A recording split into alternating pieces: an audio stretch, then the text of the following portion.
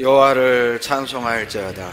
견고한 성에서 그 기이한 인자를 내게 보이셨음이로다. 기이한 인자를 내게 보이셨습니다. 이게 무슨 뜻이죠? 다윗은 늘 사방이 꽉 막힌 위기 속에 살아왔어요. 누가 봐도 다윗은 끝났다, 누가 봐도 다윗은 죽었다 싶을 때 꼭 하나님이 다윗을 건져주셨습니다. 그것을 기이한 인자, 기이한 은혜라고 표현하고 싶습니다. 여러분, 고난은 기이한 은혜다. 다윗은 그 고난마저도 하나님의 놀라운 은혜로 받아들일 수 있었어요. 왜? 고난 속에서 예상 못한 은혜를 경험했던 거예요. 기이한 은혜를 또 다른 말로 예상 못한 은혜. 고난은 예상하지 못한 은혜예요. 사람의 생각으로는 답이 없었습니다. 사람의 생각으로는 끝이 난 거예요. 사람이 볼 땐 이미 이제 다윗은 끝난 거예요. 그런데 그때 하나님이 다윗을 건져냈잖아요. 기이한 방법으로. 고난은 그래서 은혜인 겁니다. 고난에 처한 사람만이 기이한 은혜, 예상치 못한 은혜를 누리고 경험할 수 있기 때문이다. 57편 2절, 시편 57편 2절입니다. 내가 지극히 높으신 하나님께 부르짖으며 곧 나를 위하여 모든 것을 이루시는 하나님께로다. 57편도 다윗이 쓴 시입니다. 사울이 죽이려 들 때 피하여 굴로 숨었던 때 쓴 시가 바로 시편 57편인데 2절에 말씀하길 내가 지극히 높으신 하나님께 부르짖으며 곧 나를 위하여 모든 것을 이루시는 하나님께로다. 여러분, 여기서 이 모든 것은 히브리 원어에는 빛난으로 되어 있대요. 그런데 다윗은 모든 것 이렇게 표현을 한 겁니다. 다른 번역에 나를 위해 모든 것을 마련하신 하나님, 또 다른 번역에 나에게 가장 유익한 것을 주기 위해 이루어 주시는 하나님, 이렇게 되어 있어요. 놀랍죠?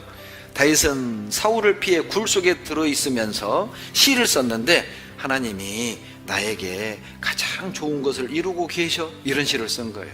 굴에서 직장 뺏기고 명예가 땅에 떨어지고 가족과 친구들이 등을 돌려 도망가 굴 속에 숨어 있으면서 하나님이 지금 나에게 가장 유익한 것 주고 있어, 가장 좋은 길로 인도하고 있어, 이런 시를 쓰고 있는 거예요. 고난이 자기에게 유익을 주는 포장지라는 것이죠. 그래서 시편 119편 67절에 그 유명한 말을 하는 겁니다. 고난 당하기 전에는 내가 그릇 행하였더니 이제는 주의 말씀을 지키나이다.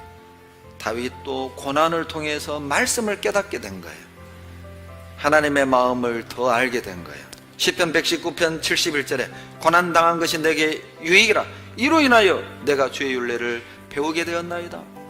고난을 받으면서 하나님의 말씀을 깨닫고 그 말씀에 순종하는 법을 배우고 고난을 허락하시는 하나님의 뜻을 알게 되면서 다윗의 신앙은 더 확장돼 가고 깊어져 갔던 것입니다.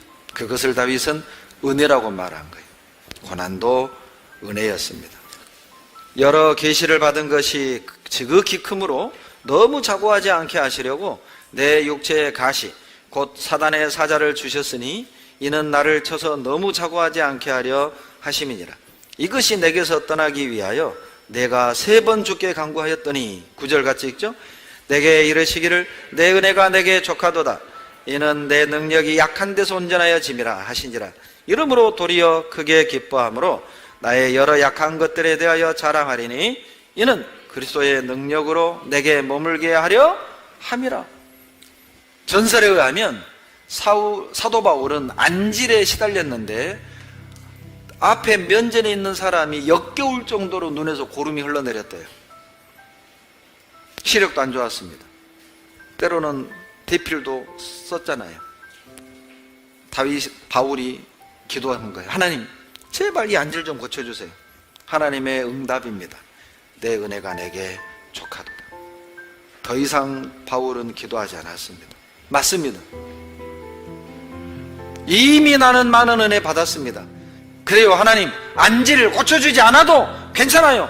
끝까지 사명을 완수했어요. 하나님 그거 주지 않아도 이미 은혜는 충분합니다. 하나님이 질병을 주신 이유를 말씀하시죠. 겸손하게 하려고. 성경 14권이나 쓴 사도 바울을 어떻게 겸손하게 할 수 있을까요? 질병 말고는 방법이 없어요. 누구보다도 대학자, 율법에 능통한, 지식으로 능통한 이 사도 바울을 어떻게 겸손하게 할 수 있을까요? 놀랍죠? 질병 말고는 다른 방법 없었어요. 곰곰이 생각해 보세요. 나 같은 사람을 겸손하게 하는 방법이 뭐겠어요? 지금 이 고통 말고는 없다고요. 하나님이 가장 적당한 방법으로 나를 적당한 방법으로 끌어내리고 있는 거라고. 나 같은 사람은 지금 이 아픔이 아니면 여기에 붙어있을 사람 아니잖아요.